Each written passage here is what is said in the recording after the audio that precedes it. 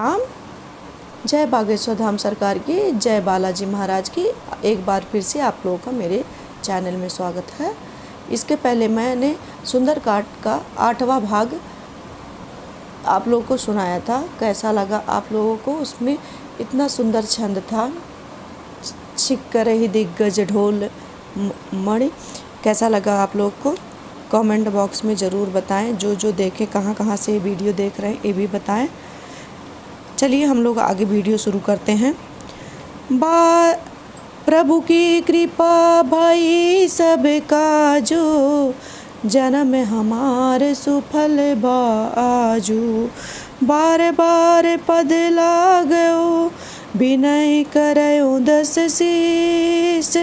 परिहरि मान मोह बद, बजहु कौशलाधीश। हे दस शीस, मैं बार बार आपके चरण को छूता हूँ और विनती करता हूँ कि मान मोह और मद को त्याग कर श्री रामचंद्र जी का भजन कीजिए। मुनि पुलिस्त निज शिष्य सन, कई पठई यह बात। तुरत सो मैं प्रभु सन कही, पाई सुअवसर तात।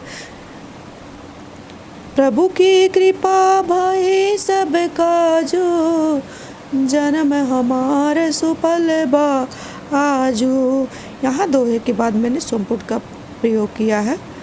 जिसको ना पता हो इसलिए मैं बता रही हूँ। इस तरह से दोहे के बाद संपुट का प्रयोग किया जाता है।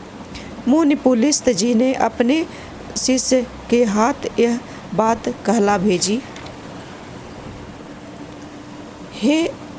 है। अतः हे तात, सुंदर अवसर पाकर मैंने तुरंत ही वह आपसे कह दी है। माल्यवंत अति सचिव सयाना, तासु बचन सुनि अति सुख माना। तात अनुज तव नीति विभूषण, सो उर धरहूँ जो कहत विभीषण। माल्यवान नाम का एक अत्यंत बुद्धिमान मंत्री था। विभीषण के वचन सुनकर उसे बहुत अच्छा लगा और उसने भी कहा, हे तात, आपके छोटे भाई नीति विभीषण जो कुछ कह रहे हैं उसे ही हृदय में धारण कर लीजिए। रिप उत्कर्ष कहत सठ दो, दूरी न करहूँ इहाँ ओई को। माल्यवांत गृह गयऊ बहोरी, कहो विभीषण पुनि कर जोरी। तब रावण बोला, ये दोनों मूर्ख बहुत शत्रु की महिमा बखान कर रहे हैं। यहाँ कोई है, इन्हें दूर करो ना। तब माल्यवान तो घर लौट गया और विभीषण जी हाथ जोड़कर पुनः कहने लगे, सुमित कुमति सबके उरे रही, नाथ पुराण निगम यस कहीं। जहाँ सुमति तह संपत्ति नाना, जहाँ कुमति तहाँ विपत्ति निदाना। हे नाथ, पुराण और वेद कहते हैं कि सुबुद्धि और कुबुद्धि सबके हृदय में रहती है। जहाँ सुबुद्धि है वहाँ नाना प्रकार की संपदाएं रहती है और जहाँ कुबुद्धि है वहाँ परिणाम में विपत्ति ही रहती है। तब उर कुमति बसी विपरीता, हित अनहित मानहु रिपु प्रीता। काल रात निश्चर कुल केरी, ते सीता पर प्रीत घनेरी। आपके हृदय में उल्टी वृद्धि आ विराजी है, इसलिए आप हित को अहित और शत्रु को मित्र मान रहे हैं। राक्षस कुल के लिए काल रात्रि के समान सीता पर आपकी बड़ी प्रीति है। प्रभु की कृपा भाई सबका, जो जन्म हमारे सुफल बाजू। तात चरण गहि मांग्यो, राख्यो मोर दुलार। सीता देव राम कहू, अहित न हो ही तुम्हार। हे तात, मैं चरण पकड़कर आपसे विनती करता हूँ कि आप मेरे आग्रह को स्नेहपूर्वक स्वीकार कीजिए। श्री राम जी को सीता जी दे दीजिए, जिससे आपका कोई अहित ना हो। बुद्ध पुराण श्रुति संपत्ति बानी, कही विभीषण नीति बखानी।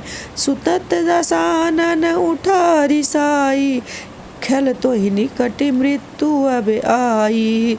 विभीषण ने पंडितों, पुराणों और वेदों द्वारा सम्मत नीति कही, पर उसे सुनकर रावण क्रोधित होकर उठा और बोला कि दुष्ट, अब मृत्यु तेरे निकट आ गई है।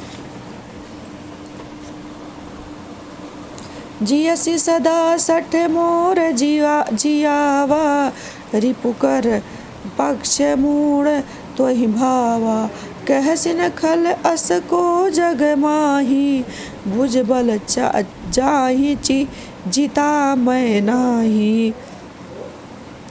अरे मूर्ख, तू मेरे ही अन्न से पल रहा है, पर हे मूढ़ पक्ष तूने शत्रु का अच्छा लगता है। अरे दुष्ट, संसार में ऐसा कौन है जिसे मैंने अपनी भुजाओं के बल से न जीत लिया हो। मम पुरवसी तपसी नह पर प्रीति, सठ मिल जाई तिन्हि कहु नीति, अस कहि किन्ह से चरण प्रहारा, अनुज गहे पदि बार ही बारा। मेरे नगर में रहते हुए उन तपस्वियों से प्रेम रखता है। मूर्ख, जा उन्हीं से मिलकर उन्हें ही नीति का पाठ पढ़ा। ऐसा कहकर उसने विभीषण को लात मारी, लेकिन वह इस पर भी बार बार उसके चरण ही पकड़ता रहा। उमा संत कई इहि बड़ाई, मंद करत जो करई भलाई, तुम पितु सरस भले ही मोहि मारा, राम भजे हितनाथ तुम्हारा। शिव जी कहते हैं, हे पार्वती, संतों की यही महिमा है कि वे बुराई करने पर भी बुराई करने वाले की भलाई ही करते हैं। विभीषण ने कहा, आप मेरे पिता के समान हैं, मुझे मारा ठीक ही किया, परंतु आपका भला तो श्री रामचंद्र के भजन करने में ही है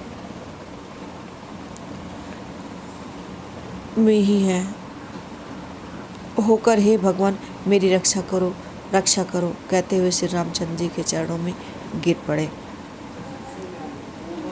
बार बार प्रभु चाहि उठावा, प्रेम मगन तहि उठब न भावा, प्रभु कर पंकज कपि कैक सीसा, सुमरि सुदशा मगन गौरीसा। प्रभु उनको बार बार उठाना चाहते थे, परंतु प्रेम में डूबे हुए हनुमान जी को चरणों से उठाना अच्छा नहीं लगता। प्रभु का हाथ हनुमान जी के सर पर रखा हुआ है। ऐसी स्थिति का स्मरण करके शिव जी प्रेम मग्न हो गए। सावधान मन कर पुनि शंकर, लागे कहन कथा अति सुंदर, कभी उठाए प्रभु हृदय लगावा, कर गए परम निकट बैठावा। फिर मन को सावधान करके शिव जी कहने लगे, हनुमान जी को उठाकर प्रभु ने अपने हृदय से लगा लिया और हाथ पकड़कर अपने पास बैठा लिया। कहु कपि रावण पालित लंका, कहि विधि दहु दुर्ग अति बंका, प्रभु प्रसन्न जाना हनुमाना, बोला वचन विगत अभिमाना। हे हनुमान, बताओ रावण द्वारा सुरक्षित लंका और उसके इतने बड़े दुर्ग को तुमने किस प्रकार जला दिया। हनुमान जी प्रभु को प्रसन्न जानकर अभिमान रहित होकर बोले, शाखा मृग के बड़ी मनुसाई, शाखा ते शाखा परिजाई, नाग सिंधु हाटक पुरे जारा, निश्चर गण विधि विपिन उजारा। बंदर का यही बड़ा पुरुषार्थ है कि वह एक शाखा से दूसरी शाखा पर चला जाता है। मैंने जो समुद्र लाकर सोने का नगर जलाया और राक्षसों को मारकर अशोक वन को उजाड़ डाला, सो सब तब प्रताप रघुराई, नाथ न कछु मोरी प्रभुताई। यह सब आप ही का प्रताप है, हे नाथ, इसमें मेरी कुछ भी बड़ाई नहीं है। प्रभु की कृपा भई सब काजू, जन्म हमारे सुफल बाजू, ता कहु प्रभु कछु आगम नहीं, जा पर तुम अनुकूल, तब प्रभाव बड़वान लही, जारी सकै खलु दूल। प्रभु की कृपा भई सब काजू, जन्म हमारे सुफल बाजू। हे प्रभु, जिस पर आप प्रसन्न हो उसके लिए कुछ भी कठिन नहीं। आपके प्रभाव से तो रूई भी बढ़ वानल को जला सकती है, अर्थात असंभव भी संभव हो सकता है। नाथ भगति अति सुखदायिनी, देव कृपा करि अन पाइनी। सुनि प्रभु परम सरल कपिबानी, एवं मस्तु तब कहु भवानी। हे नाथ, मुझे कृपा करके अपनी निश्चल भक्ति प्रदान कीजिए। हनुमान जी की ऐसी सरल वाणी सुनकर हे भवानी श्री रामचंद्र ने एवं मस्तु ऐसा ही हो कहा। उमा राम स्वभाव जहि जाना, ताहि भजनु तजि भावन आना। वह संवाद जास उर आवा, रघुपति चरण भगति सोई पावा। हे पार्वती, जिसने श्री राम का स्वभाव जान लिया उसे भजन छोड़कर दूसरी बात अच्छी ही नहीं लगती। यह स्वामी सेवक का संबंध जिसके हृदय में बस गया उसे ही श्री रघुनाथ जी के चरणों की भक्ति मिल पाती है। सुनि प्रभु वचन कहाई कपि वृंदा, जय जय जय कृपाल सुख कंदा। तब रघुपति कपिपति ही बोलावा, कहाँ चले करि करहूँ बनावा। प्रभु के वचन सुनकर वानरगण कहने लगे, कृपालु आनंद कंद श्री रामचंद्र जी की जय हो जय हो जय हो। तब श्री रघुनाथ जी ने कपिराज सुग्रीव को बुलाया और बोला, अब चलने की तैयारी करो। अब विलम्ब कही कारण कीजे, तुरक कपि न कही कहु आयुष दीजे। कौतुक देख सुमन बहु बरसी, नभते भवन चले सुर हर्षि। अब विलम्ब क्यों किया जाए, वानरों को तुरंत आज्ञा दो। भगवान की यह लीला देखकर फूल बरसाकर और हर्षित होकर देवता भी आकाश से अपने अपने लोक को चले गए।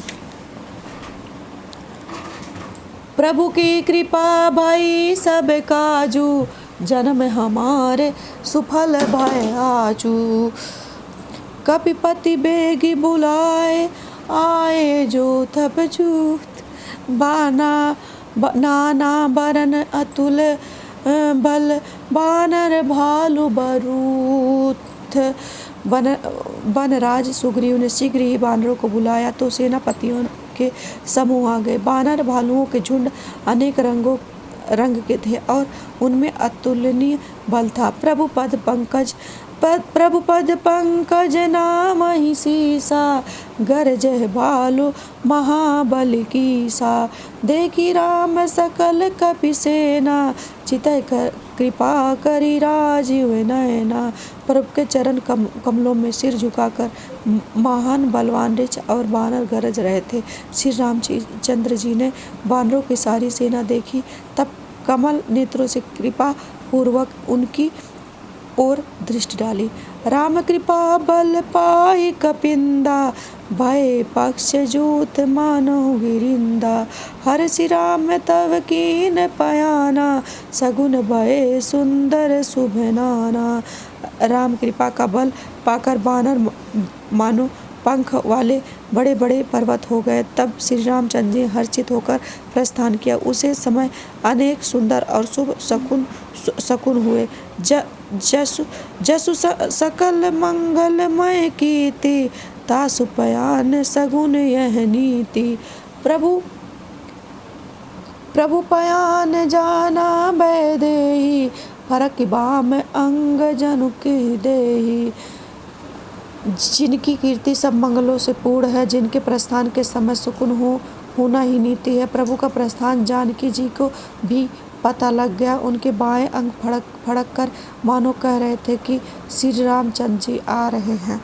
जोई जोई सकुन जानकी ही होई, असगुन भयो राव नहीं सोई। चला कटक कौबर नहीं पारा, गरजहि वानर भालु अपारा। जानकी जी के शकुन रावण के लिए अपशकुन बन गए। जब सेना चली तो उसका वर्णन कोई नहीं कर सकता। असंख्य वानर और भालू गर्जना कर रहे थे। नख आयुध गिरि पाद पे धारी, चले गगन मही इच्छाचारी। के हरिनाद भालु कपि करही, डगमगाही दिग्गज चिक्करही। नख ही जिनके शस्त्र हैं वे सर्वत्र बेरोक टोक चलने वाले रिछ बानर पर्वतों और वृक्षों को धारण किए, कोई आकाश मार्ग से और कोई पृथ्वी पर चले जा रहे थे। वे सिंह के समान गर्जना कर रहे थे, जिसके कारण दिशाओं के हाथी भी विचलित होकर चिंघाड़ रहे थे। यहीं पर हम अपने सुंदरकांड को विश्राम देते हैं। आप लोगों को कैसा लगा ज़रूर बताएं।